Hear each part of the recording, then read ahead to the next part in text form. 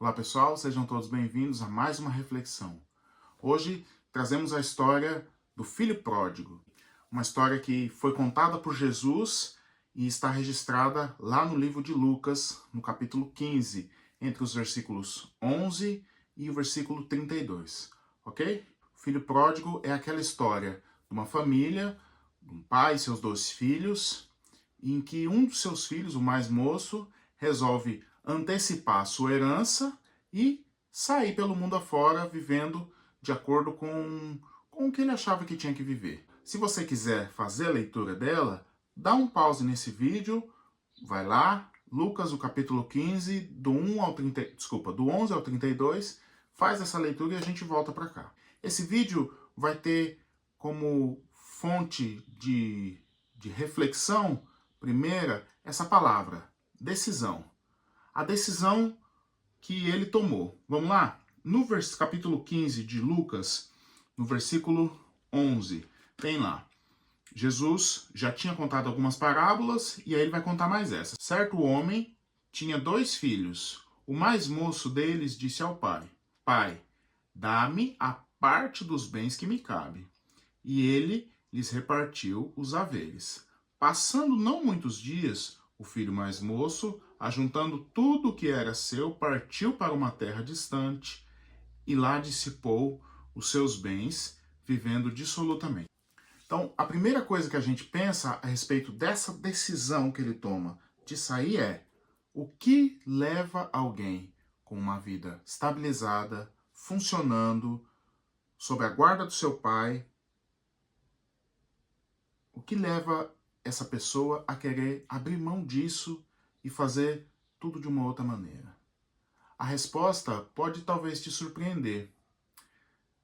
A resposta imediata não é a curiosidade, a resposta não é o desejo de viver novas aventuras. A resposta é a soberba. É, a soberba. A soberba de pensar que eu sei fazer melhor e que eu estou melhor sem o meu pai. Eu estou melhor sozinho. Eu administro melhor os recursos do que esse que hoje o administra. Essa é a resposta. Por que eu digo isso? Porque se fosse tão somente viver uma aventura, ele não precisava fazer as coisas do jeito como ele fez.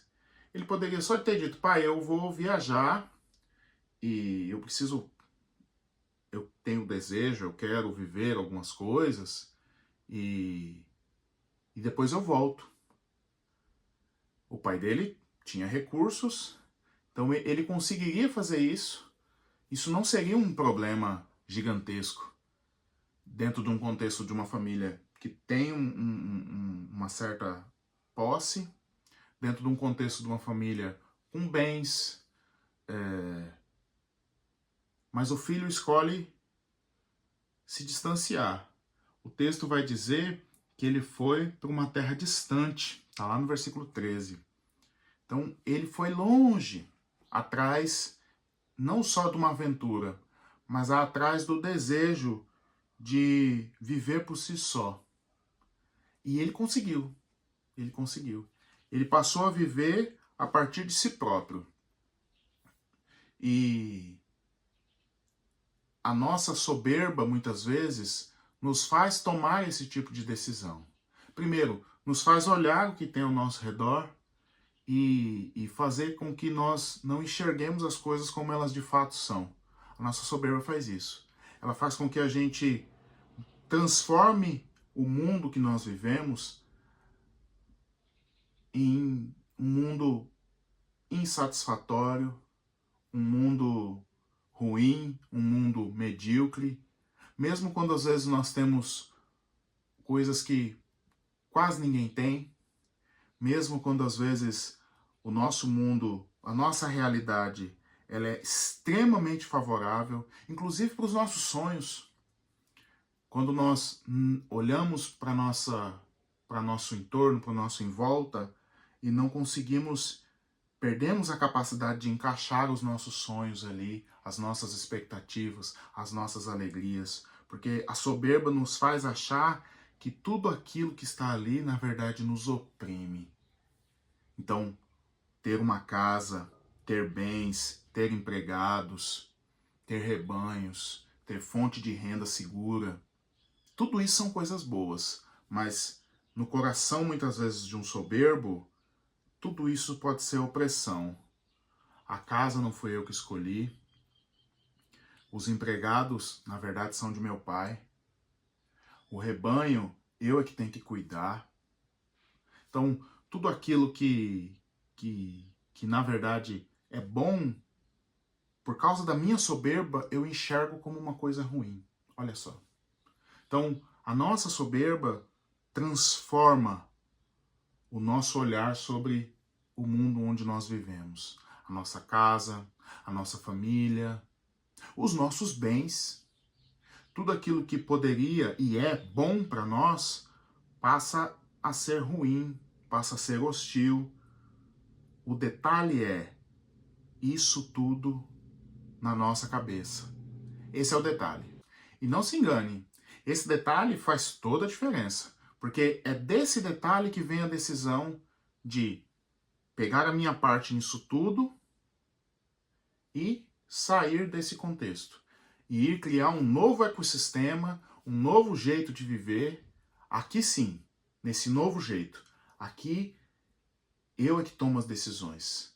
E elas serão as melhores. Aqui eu sou o alvo.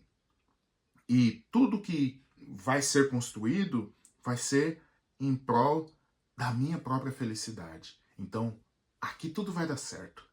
E ele toma essa decisão. Outra coisa que eu penso, tudo bem, foi a soberba que o levou a tomar essa decisão. A vida que ele levava era uma vida boa. Por que não houve objeção? Não houve nenhuma objeção.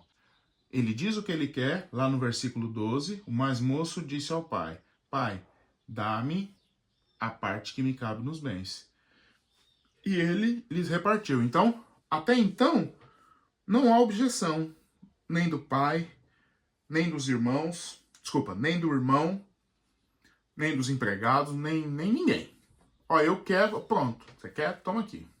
Então, algumas das nossas decisões parecem boas para nós, porque muitas vezes ninguém contrapõe nenhuma ideia. Mas o que vem antes é o que é o importante. Quando a gente é muito soberbo, as pessoas vão desistindo de discutir com a gente. E isso é uma coisa importante. As pessoas elas vão nos deixando à nossa própria mercê. Mesmo pessoas que nos amam, é o caso do pai. Então, a Bíblia vai dizer que Deus resiste ao soberbo, ou seja, ele nem vai, sabe? Ele tem uma resistência em ir lá falar com o soberbo. Então, é um fator aqui.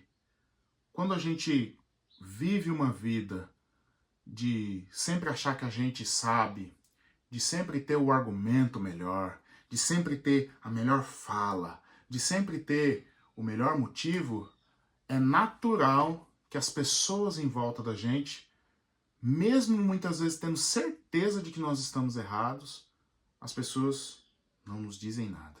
E aqui é um perigo terrível que talvez você já até está vivendo.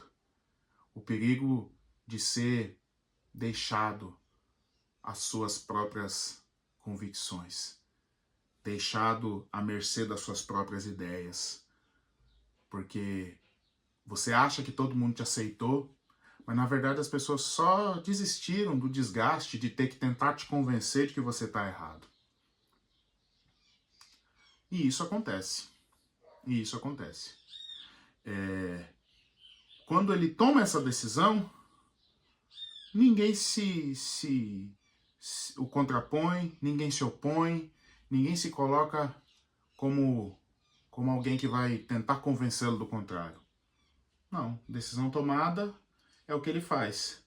E essa decisão, imediatamente, ela não foi ruim. Esse é o próximo ponto. Então, vamos lá. Primeiro, a decisão foi gerada pela soberba. Segundo, ninguém o contrapôs. Porque ninguém contrapõe o soberbo depois de um certo tempo. Ninguém. As pessoas desistem dele mesmo. É normal. Então, e aí em terceiro lugar, essa decisão ela não traz uma consequência ruim imediata. É assunto para o nosso próximo vídeo. Fique com Deus. Querido, se esse vídeo fez sentido para você, se isso falou no seu coração, envia ele para alguém. Se você gosta desse tipo de conteúdo, se você entrou talvez numa fase de tentar buscar uma edificação, buscar coisas que te façam pensar para o bem, façam de você um cidadão melhor, se inscreve nesse canal. Eu pretendo postar semanalmente aqui vídeos com reflexões que possam nos melhorar enquanto seres humanos aqui nesse plano, tá bom? Deus te abençoe.